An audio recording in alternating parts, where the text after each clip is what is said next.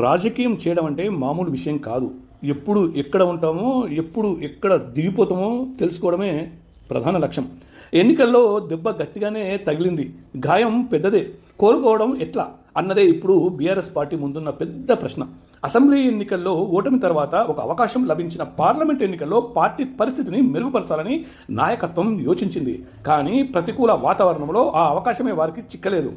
నాయకులు చెల్లాచెదరయ్యారు, కార్యకర్తల శ్రేణులు చేజారిపోయారు.